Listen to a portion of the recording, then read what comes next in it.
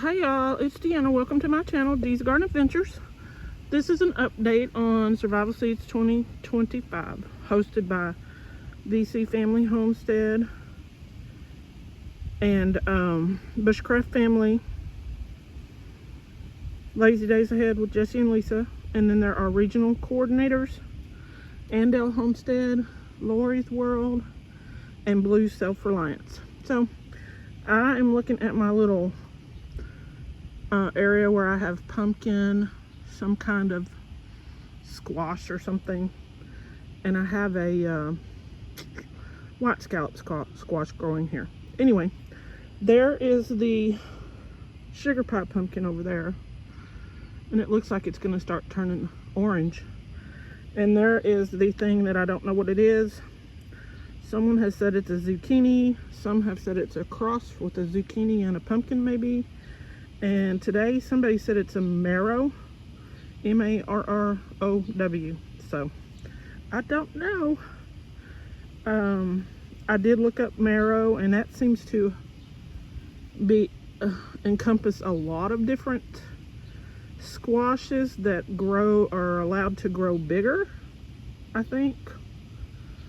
It was kind of hard to understand, but I did find a picture that looked just about like that one. So, and the person that commented that it was a marrow said I could cut it now and eat it, or wait a while and eat it. So I don't know. Anyway, I'm out here putting a couple of baskets underneath those to keep them off of the ground in case it gets wet, rains, wet. And I happened to find a vine borer in one of the stems, the leaf stem. I had no idea. I never saw that egg. I don't know how long ago that egg was laid. I haven't found any more eggs, but I found one in the stem. It was still little bitty, so it hadn't been hatched long. Anyway, I cut off some of the stems that were looking a little like mildew and yellowing and stuff like that. Checked all of them for vine borer and haven't found any more. And I'm going to check that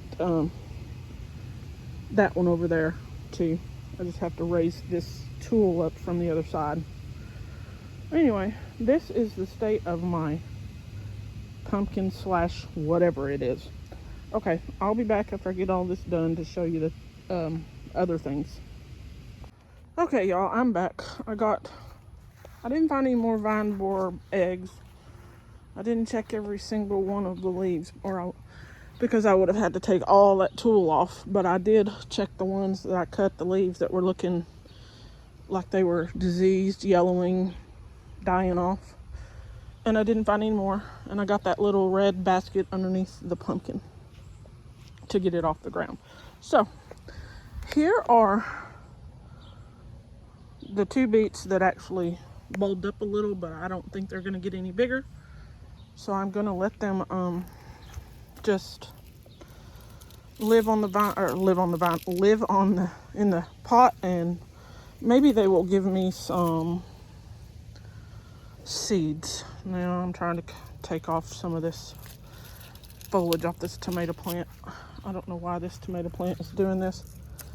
The other one that's the same variety as this, it's Red Trash Panda, did this too. And it could have been all that rain that we had. So anyway, that's those two beets, and there's hyssop here. This one's not as big as the others, but it's also not getting as much sunshine. Let's see, there's two beets right here. Those leaves look nice and pretty, but I don't think there's a bulb on it. It's just leaves. This is one of the nocturne peppers. There aren't any more peppers on it yet. And I think there's a hyssop growing in here. It's getting a little taller. Now this hyssop has gotten really tall. And it's even gotten to the point that it's getting these little spiny looking leaves on it.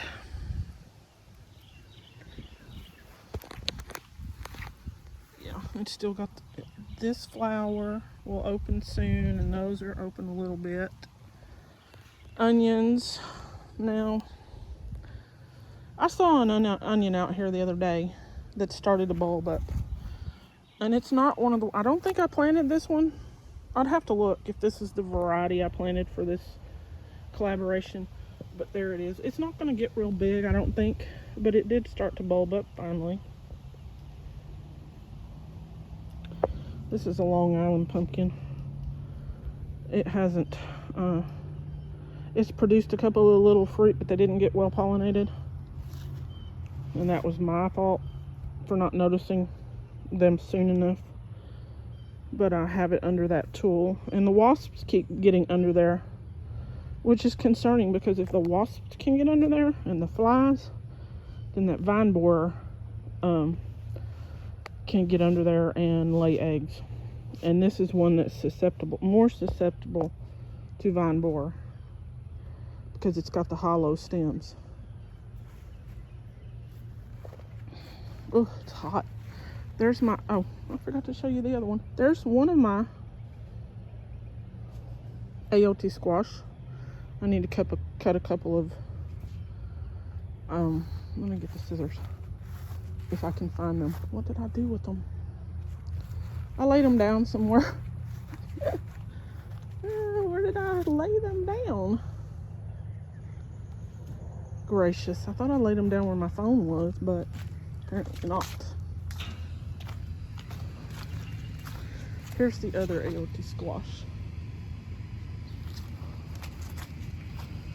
Huh. Now, here, I'm going to show you this. Oh, no, not that one. Is this one? Yeah. I don't know where my scissors are. Oh, there they are. This is one of the stems I cut off of... Oh, is it going to focus on it? Probably not. There we go. Either the squash or the sugar pie pumpkin. I don't remember which. But they're both susceptible, really susceptible to vine borer, because they have that hollow stem. So it's real easy, if it lays an egg, to get into there, travel down to the main stem, which is also hollow, more hollow I should say, and get in there and just kill your plant. So I gotta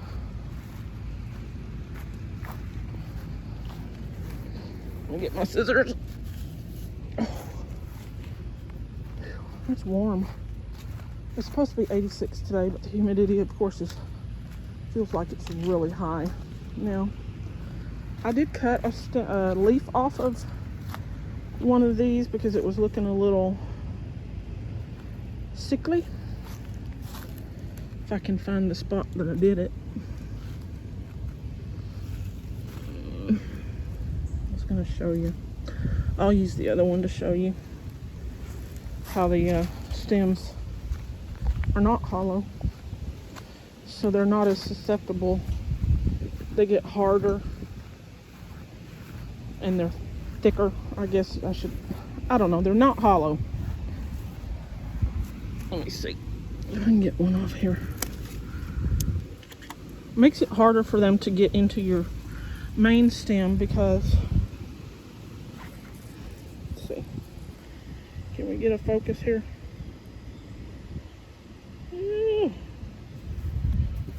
Let me go in the shade. That worked in the shade. There we go. See, that one's not hollow.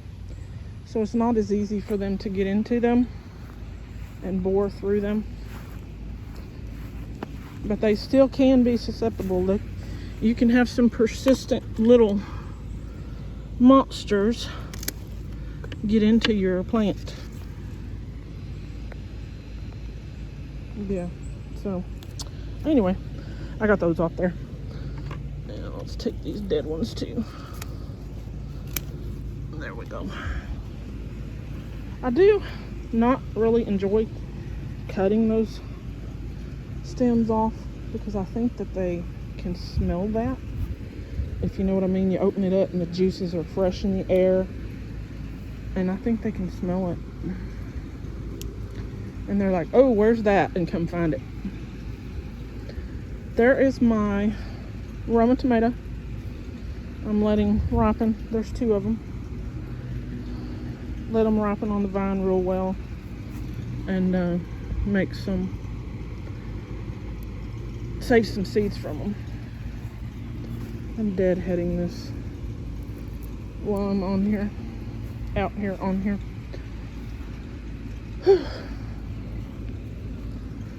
Let's see.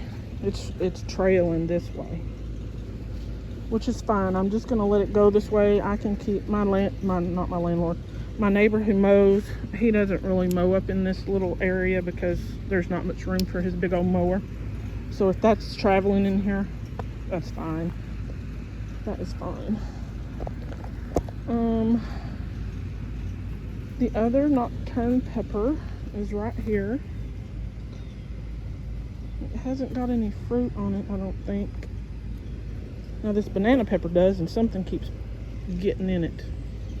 I would bet that's a bird looking for water. Although there is water.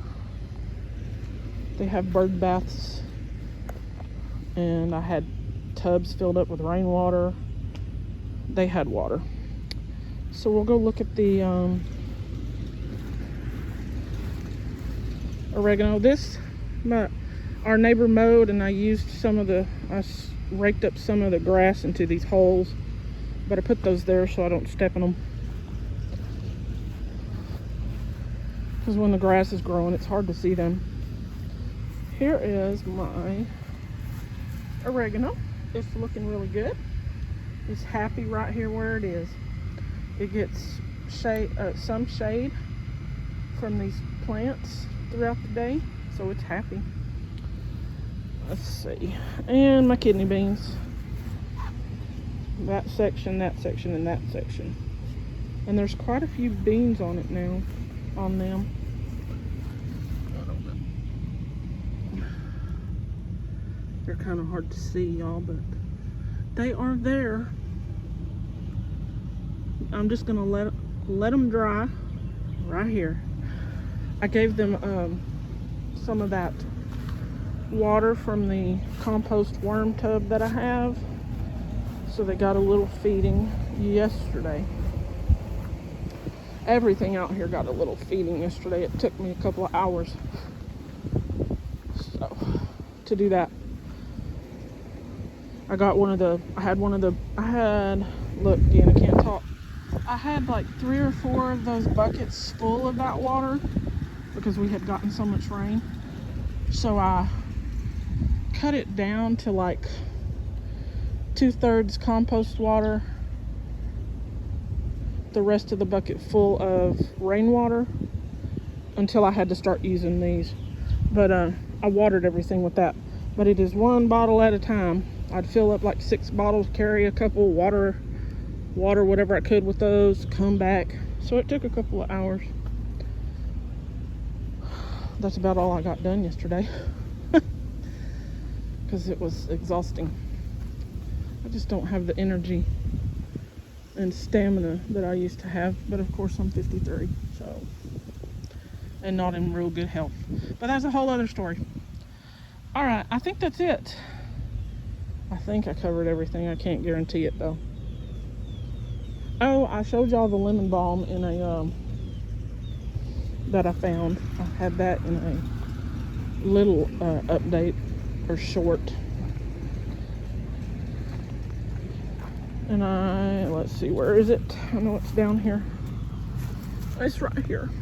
I still haven't cleared away the grass and stuff from it, but I will. All right, that is it, y'all. Y'all have a good weekend.